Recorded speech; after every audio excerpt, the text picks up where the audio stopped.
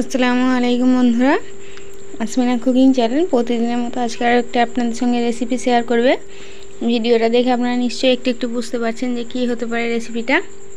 তো দেখে নিন, আমি এখানে গাজর কুচি, বিনস কড়াই, টমেটো কুচি, পেঁয়াজ কুচি, কাঁচা লঙ্কা, ধনিয়া পাতা এবং ক্যাপসিকাম কুচি নিয়েছি। আমি এখানে চাউমিন নিয়েছি আর চিকেন কিছুটা নিয়েছি। কড়াইতে কিছুটা পরিমাণ জল গরম করতে দিয়েছি। জলটা হালকা গরম হয়ে গেলে এবারে আমি চাউমিনগুলো সিদ্ধ করতে বসিয়ে দিয়েছি। আর একটা কড়াইতে আমি কিছুটা পরিমাণ পেঁয়াজ দিয়ে হালকা নাড়াচাড়া করে চিকেনগুলো দিয়ে দেবো। চিকেনগুলোর পিস ঠিক এইভাবে ছোটো ছোটো করে নেবেন। তারপরে আদা রসুন বাটা এবং লবণ দিয়ে দেবো এবং হলুদ গুঁড়ো দিয়ে দেবো পরিমাণ মতো, দিয়ে অনবরত নাড়তে থাকবো। নাড়তে নাড়তে যখন দেখবো একটু কালার চলে এসেছে, তারপর আমরা লঙ্কা গুঁড়ো দেবো অল্প করে, এবং আমি কিছুটা পরিমাণ এখানে ধনিয়া গুঁড়ো ব্যবহার করছি। আপনারা মিট মশলাও ব্যবহার করতে পারেন।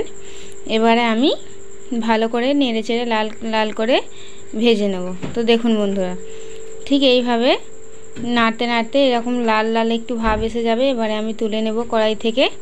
তুলে নেওয়ার পরে একই কড়াইতে আবার একটু তেল দিয়ে কেটে রাখা সবজিগুলো দিয়ে দেবো। বিনসগুলো, গাজর কুচি এবং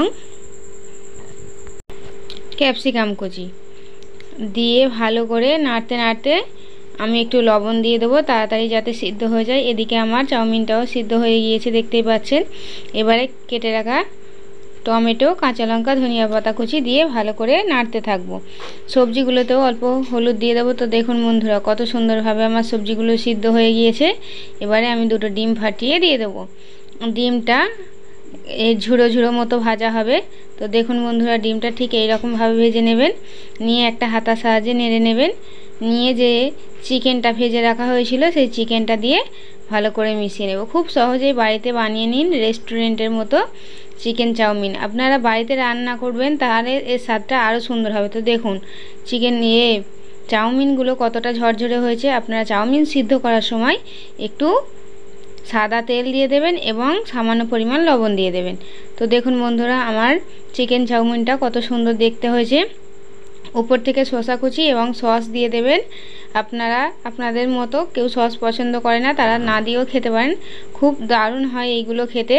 আপনারা একবার হলেও বাড়িতে এই রেসিপিটা বানিয়ে দেখবেন, খেতে খুব দারুণ লাগবে এবং টেস্টি হবে। কেননা বাড়িতে আর রেস্টুরেন্টের স্বাদ ভিন্ন হয়, বাড়ির স্বাদটাই খুব বেশি ভালো হয় এবং বাড়িতে জিনিস তৈরি করে খেতেও ভালো লাগে।